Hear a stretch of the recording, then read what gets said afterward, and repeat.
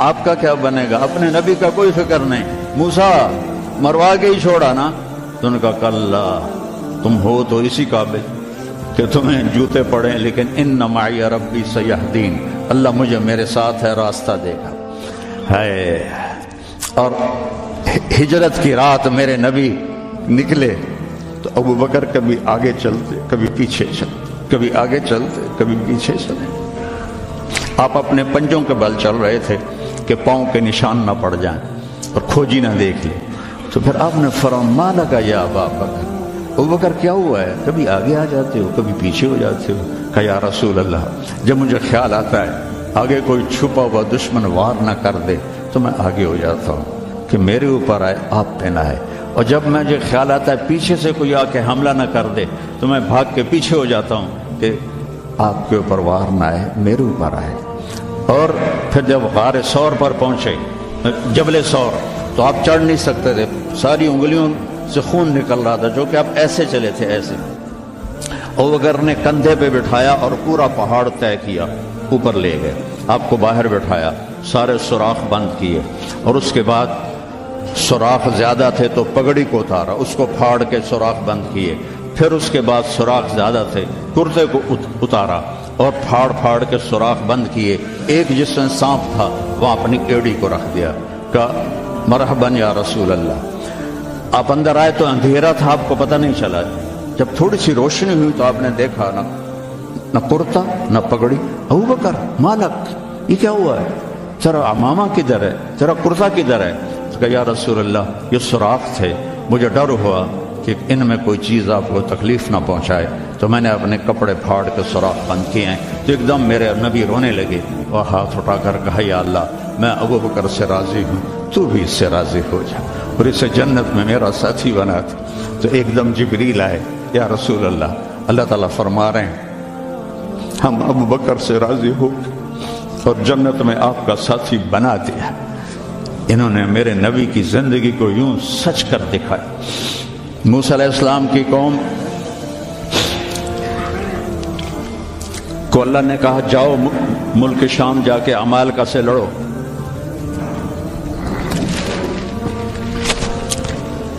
ان کا اذهب انت وربک فقاتلا، تو جا تیرا رب جائے، ہم نہیں لڑتے.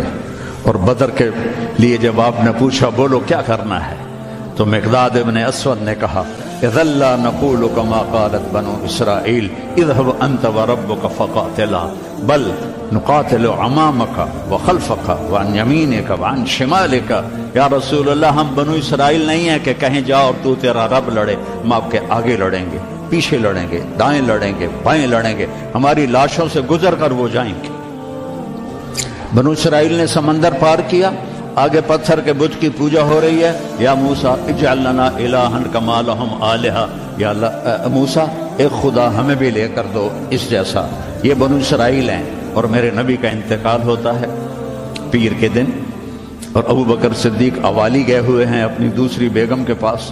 ان کو خبر ملتی ہے تو وہ بھاگے ہوئے آتے ہیں اور آپ کے چادر ہٹا کر آپ کا ماتھا چومتے ہیں اور گرم گرم آنسو ماتھے پہ گرتے ہیں. وا خلیلا وا صفیہ وا نبیہ. اور اس کے بعد آپ مسجد میں جاتے ہیں تو شور و فغاں ہے اور عمر تلوار لے کے کھڑے ہیں. جو کہے گا اللہ کا رسول فوت ہو گیا میں اس کو قتل کر دوں گا، وہ اللہ کے پاس گئے ہیں، وہ واپس آئیں گے. تو ابو بکر ممبر پر آئے، کہا عمر اقعد اقعد. کھڑے ہوئے آدمی کو کہنا ہو بیٹھ جاؤ تو اقعد، وہ لیٹے ہوئے آدمی کو کہنا ہو بیٹھ جاؤ تو اجلس. یہ حسن عربی ہے کہ ہر حیت کے لیے الگ لفظ ہے. کھڑے کے لیے اقعد، لیٹے ہوئے کے لیے اجلس. عمر اقعد، کہا نہیں بیٹھوں گا. تو پتہ چل گیا کہ جوش میں ہے.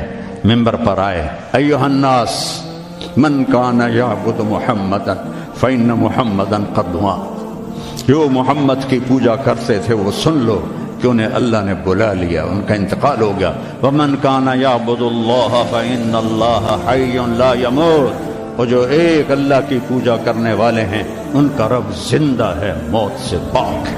میرے نبی نے ایسے لوگ تیار کیے جنہوں نے میرے نبی کی زندگی کو سچ کر دکھایا اور جانوں کے نذرانے پیش کر کے آپ کی زندگی کو دنیا میں زندہ کیا۔ اس لیے واحد جماعت ہے صحابہ کی جن کی زندگی میں ان کو جنت کے وعدے کر دیے گئے، کلن وعد اللہ الحسنی۔ اس میں سابقین بھی اور لاحقین بھی، سب کے لیے جنت کا اللہ تعالیٰ نے وعدہ فرما دیا ہے۔ ایک امت تیار کی، ایک امت تیار کی۔ سارے قرآن نہیں پڑھے ہوئے تھے، حضرت خالد بن ولید نے فجر کی نماز پڑھائی، تھوڑی سی آیات ایک جگہ سے پڑھی، تھوڑی سی ایک جگہ سے، تھوڑی سی ایک جگہ سے، اس طرح کر کے انہوں نے نماز مکمل کی، اور نماز کے بعد کہنے لگے لقد شغلنی الجہاد عن القرآن، بھائی معاف کرنا، جہاد کی وجہ سے میں تو قرآن بھی نہیں پڑھ سکا۔ لیکن بنے کیا؟ وہ بنے کیا؟ موتا کی جنگ ہے اور میرے نبی کے سامنے منظر کھل چکا ہے۔ آپ نے فرمایا تھا جب چلے تھے کہ پہلا امیر زید بن حارثہ ہوگا، یہ شہید ہو تو پھر جعفر بن نبی طالب ہوگا، یہ شہید ہوں تو پھر عبداللہ بن رواحہ ہوں گے، یہ شہید ہوں تو پھر جسے مرضی بنا لینا۔ ایک یہودی سن رہا تھا، کہنے لگا اے ترایتا گئے، یہ گئے، یہ نہیں زندہ تھے۔ تو اور وہاں 1,00,000 رومی اور 3,000 صحابہ۔ تو حضرت زید بن ثابت شہید ہوئے، اللہ کے نبی نے کہا تقدم زید فقاتل وقتل ودخل الجنہ ثم اخذ الرایۃ جعفر فقاتل وقتل ودخل الجنہ۔ پھر عبداللہ بن رواحہ ایک کونے میں 3 دن سے کچھ نہیں کھایا تھا، گوشت کی بوٹی نوچ رہے تھے کہ آواز پڑی جھنڈا گر گیا ہے عبداللہ، تو انہوں نے وہیں پھینکا۔ پہلے 2 درویش تھے، فقیر تھے، یہ بڑے مالدار تھے۔ پہلے 2 مہاجر تھے، یہ انصاری تھے۔ 4 بیویاں تھیں، باغات تھے، غلام تھے۔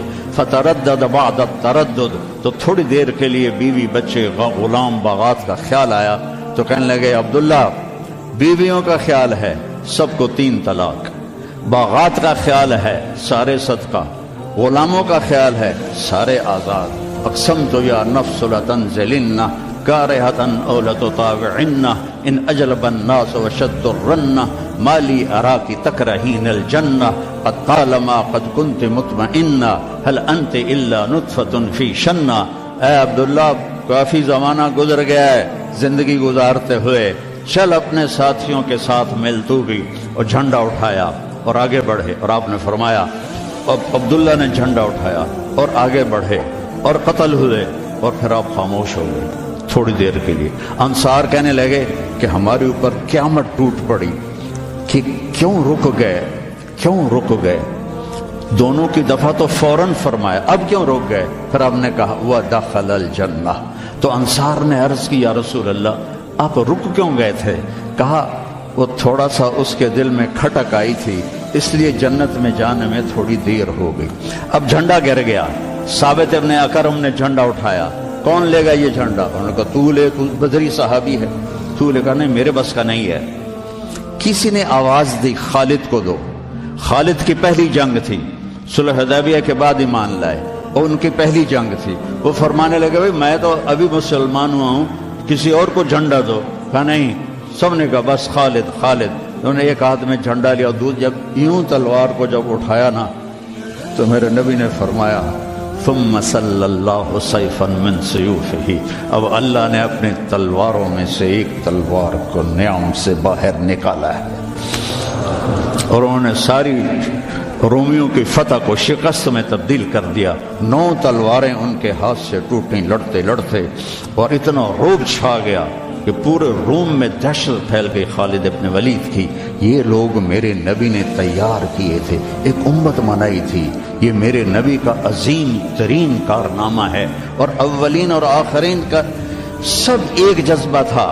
حضرت عمر کی مجلس میں ابو سفیان، اکرمہ بن ابی جہل، حارث بن ہشام، سہیل ابن عمر بیٹھے ہوئے ہیں، تو حضرت بلال آ گئے، کہنے لگے آپ لوگ تھوڑا پیچھے ہو جاؤ۔ پھر حضرت عمار آئے، آپ نے کہا آپ لوگ تھوڑا پیچھے ہو جائیں۔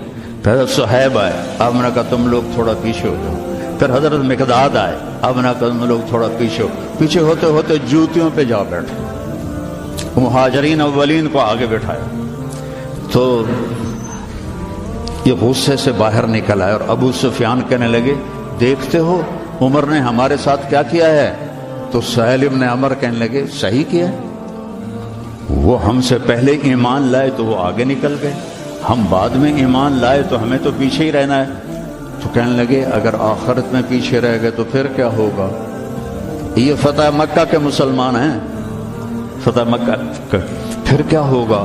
تو سارے گھبرا کے حضرت عمر کے پاس آئے کہ ہم نے دیکھ لیا ہے جو تو نے کیا ہے ٹھیک کیا ہے، چلو ہم پیچھے رہ گئے ہیں لیکن کوئی طریقہ بتاؤ کہ آگے نہیں بڑھ سکتے تو جنت میں ساتھ تو ہو جائے۔ تو انہوں نے فرمایا انہوں نے جہاد میں جان دی تھی، تم بھی جانیں لگا دو تو تم بھی ان کے ساتھ ہو جاؤ گے۔ تو 400 قریشی سردار مکہ سے نکلے، 400، اور حارث ابن ہشام ابو جہل کے چھوٹے بھائی ہیں، اتنے ہر دل عزیز تھے۔ جب یہ نکلے تو سارا مکہ چھوڑنے باہر آیا اور سب رو رہے تھے، بچے بچیاں مرد عورت۔ تو حارث ابن ہشام کھڑے ہو گئے، کہنے لگے یا اہل مکہ، اے اہل مکہ، اللہ کی ذات کی قسم مکے سے محبوب کوئی شہر نہیں، تم سے محبوب کوئی لوگ نہیں، لیکن ایک داعی نے آواز لگائی، اس پر ہمارے غلاموں نے لبیک کہا۔ آج وہ اتنا آگے جا چکے ہیں کہ اگر ہم یہ سارے مکے کے پہاڑ سونا بنا کے خرچ کر دیں تو ان کے ایک مٹھی جو کا اجر بھی نہیں پا سکتے۔ تم اپنی جانوں کا نذرانہ پیش کریں گے کہ آگے نہیں تو برابر تو ہو جائیں۔ تو یہ سارے سرداران تشریف لائے، اجنا دین کی جنگ ہو رہی تھی، اس میں شرکت کی، اس میں فتح ہوئی۔ پھر یرموک کی جنگ ہوئی جو فیصلہ کن جنگ تھی، جس نے شام کا فیصلہ کر دیا ہمیشہ کے لیے۔ 9 دن یہ جنگ چلتی رہی، کبھی ایسے کبھی ایسے کبھی ایسے کبھی ایسے، اور ایک دن ایسا ہوا کہ صحابہ دبتے دبتے دبتے عورتوں کے خیموں تک آ گئے، اتنے قدم اکھڑے کہ عورتوں کے خیموں تک آ گئے۔ تو حضرت اکرمہ رضی اللہ تعالیٰ عنہ نے اپنی تلوار کی نیام کو توڑ دیا اور لوہے کے ٹوپی کو اتار کے پھینک دیا، کہا من یبایعنی علی الموت، یا اللہ ہمیں موت دے گا یا فتح دے گا۔ تو حضرت خالد بن ولید اور اکرمہ رشتہ دار ہیں، تو خالد بن ولید نے ان کا ایسے ہاتھ پکڑ لیا، نا نا نا نا نا نا، ابھی تمہاری ہمیں ضرورت ہے، یہ نہ کرنا یہ نہ کرنا۔ تو انہوں نے کہا الیک عنی، دور ہو جاؤ مجھ سے، انی و ابی کان من اشد الناس عداوۃ لرسول اللہ و افر منکم اليوم، میں اور میرا باپ ساری زندگی دشمن اسلام رہے، آج ہی تو داغ دھونے کا وقت آیا اور میں بھاگ جاؤں۔ ان لک سابقۃ، تو مجھ سے پہلے ایمان لا چکا ہے اور آگے بڑھ چکا ہے، پیچھے ہٹ جا، میرے راستے میں حائل نہ ہو۔ تو سب سے پہلے ان کے بیٹے عامر بن اکرمہ نے بیعت کی، پھر حارث بن ہشام، سہیل بن عمر، زرار بن اوزر، ابو سفیان بن حرب، ان سارے سرداروں نے بیعت کی، اور سب نے اپنے خود لوہے کی ٹوپیاں پھینک دیں اور تلواروں کی نیامیں توڑ دیں اور شیر کی طرح حملہ آور ہوئے، اور سارے روم کو پلٹا کے پیچھے پھینک دیا۔ اور جب روم کے قدم اکھڑ گئے تو خالد بن ولید فوراً بھاگے بھاگے واپس آئے کہ میں پتہ کروں کہ اکرمہ کس حال میں ہے اور عمر کس حال میں، ایک مخزومی ہے نا دونوں۔ تو جب عمر کو دیکھا تو وہ ختم ہو چکے تھے، جب اکرمہ کو دیکھا تو ان میں کچھ سانس باقی تھا، تو انہوں نے ان کا سر اپنی گود میں لیا اور منہ میں تھوڑا پانی ٹپکایا اور ان کے بیٹے عمر کا سر یہاں رکھ لیا، یہاں۔ تو ان کی آنکھیں کھلی کر کون ہو؟ کہا میں خالد ہوں۔ کہا کیا کیا اللہ تعالیٰ؟ کہا اقر عینک، اپنی آنکھیں ٹھنڈی کر، اللہ نے فتح دی۔ کہا اچھا عمر کو کہہ دینا جو تم نے کہا تھا وہ ہم نے کرتے، جو تم نے کہا تھا وہ ہم نے کرتے، اور جان نکل گئی۔ تو حضرت خالد بن ولید کو حضرت عمر پہ غصہ آ گیا۔ عرب جب غصے میں بولتے تھے تو ماں کے نام سے پکارتے تھے، اور جب اچھے ماحول میں ہوتے تھے تو باپ کے نام سے پکارتے تھے. تو یہاں حضرت خالد کہنے لگے کلا زعم ابن الحنتمہ اللہ نستشہد. حنتمہ حضرت عمر کی ماں کا نام ہے. حنتمہ کا بیٹا اب یہ نہیں کہہ سکتا کہ سرداروں نے جان قربان نہیں کی. یہ میرے نبی کی محنت کا ثمرہ ہے. یہ مدارس اسی کا سلسلہ ہے. یہ خانقاہیں اسی کا سلسلہ ہے. یہ تبلیغ اسی کا سلسلہ ہے. لیکن بیٹو صرف کتابیں پڑھنے سے تربیت نہیں ہوتی. اہل اللہ کی تربیت میں رہو. ان کے ساتھ اپنے اندر کی گندگیاں نکالو. تبلیغ میں وقت لگاؤ. مجاہدے سے انسان میں جلا پیدا ہوتی ہے اور وہ اس کا رخ نیکیوں کی طرف پھرتا ہے.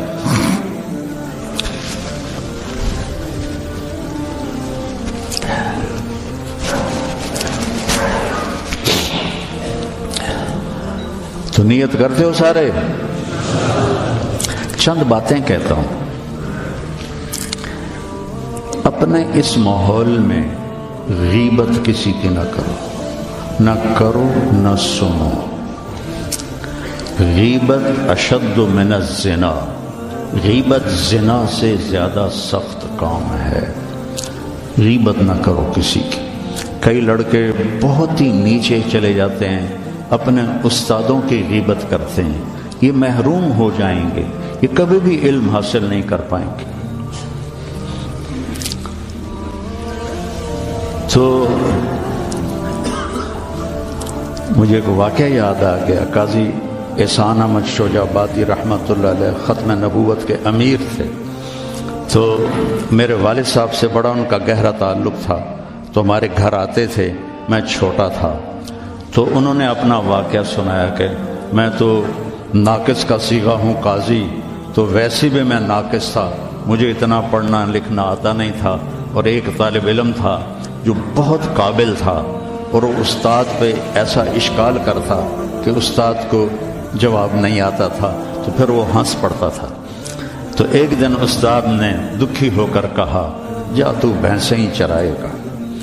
اور ایک دفعہ میرے استاد اٹھے تو ان کا جوتا دور پڑا تھا. تو میں بھاگ کے گیا, جوتا اٹھا کے لایا اور ان کے سامنے رکھا. کہنے لگے بادشاہ تیرے جوتے سیدھے کریں گے انشاءاللہ. تو قاضی صاحب فرمانے لگے کہ اس لڑکے کو میں نے خود بھینسیں چراتے دیکھا.